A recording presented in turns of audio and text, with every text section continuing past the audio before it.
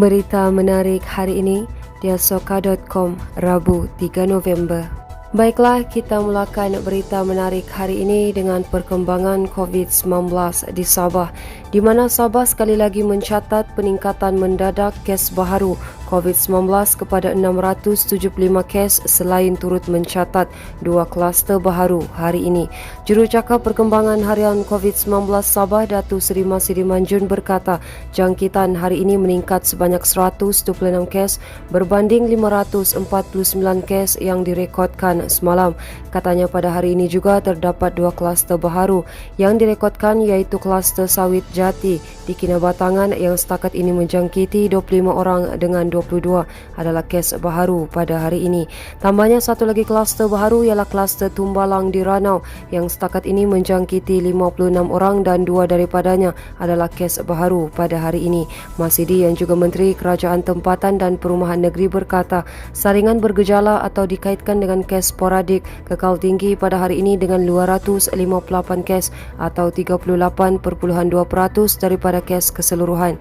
Katanya daripada 675 kes hari ini, sebanyak 442 kes atau 65.48% adalah kes yang berlaku dan didaftarkan dalam tempoh 24 jam yang lalu, manakala kes lebihnya didaftar lewat 2 hari atau lebih selepas keputusan saringan diketahui.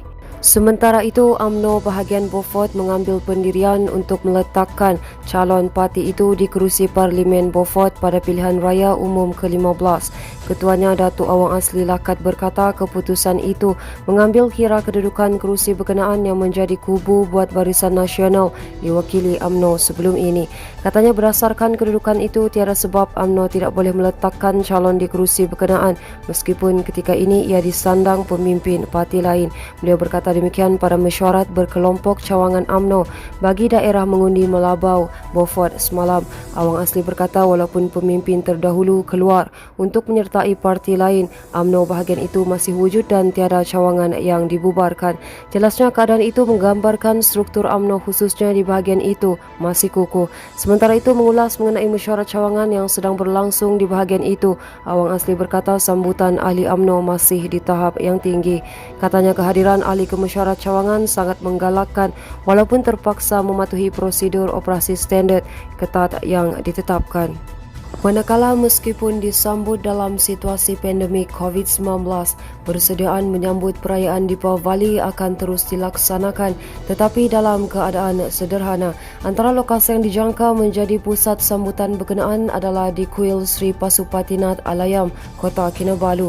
Tinjauan mendapati semua persiapan termasuk penguatkuasaan prosedur operasi standard sudah dirangka bagi memastikan upacara sembahyang sempena Deepavali berjalan lancar.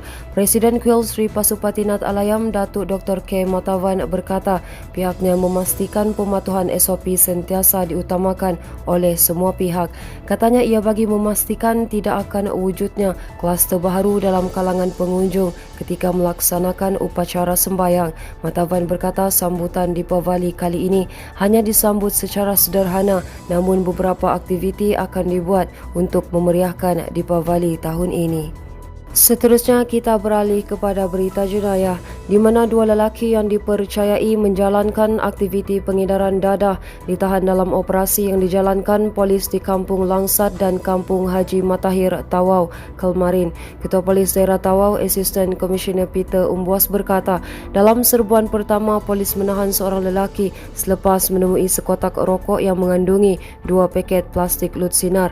Katanya anggaran berat dadah yang dirampas daripada suspek warga asing terbabit adalah seberat 50.8 gram. Peter berkata pemeriksaan lanjut pada beg yang dibawa suspek didapati berisi 9 paket plastik lut sinar pelbagai saiz. Katanya semua plastik itu mengandungi hablur jernih, disyaki dadah dengan anggaran berat 82.41 gram. Tambahnya kedua-dua suspek dibawa ke balai polis untuk siasatan lanjut dan ujian air kencing, mendapati kedua-dua suspek positif dadah jenis metafetamin. Baiklah, ini merupakan berita terakhir dari kami di mana seorang pemandu lelaki berdepan detik cemas selepas kenderaan yang dipandunya terbabas sebelum terbakar dalam kejadian di Jalan Kem Lokawi, Penampang hari ini. Dalam kejadian jam 5.50 pagi itu, mangsa berusia 30 tahun yang memandu Pro 2 arus dipercayai bergerak dari arah Putatan menuju ke Lokawi.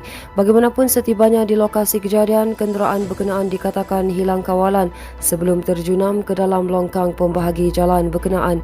Jurucakap Pusat Gerakan Operasi Jabatan Bomba dan Penyelamat Malaysia Sabah berkata pihaknya menerima panggilan kecemasan pada jam 5.57 pagi. Menurutnya, tiada sebarang kecederaan dan kematian dilaporkan dan api berjaya dikawal pada jam 6.26 pagi. Baiklah, itu sahaja yang dapat kami kongsikan setakat ini. Teruskan bersama kami untuk mendapatkan berita komprehensif hanya di diasoka.com.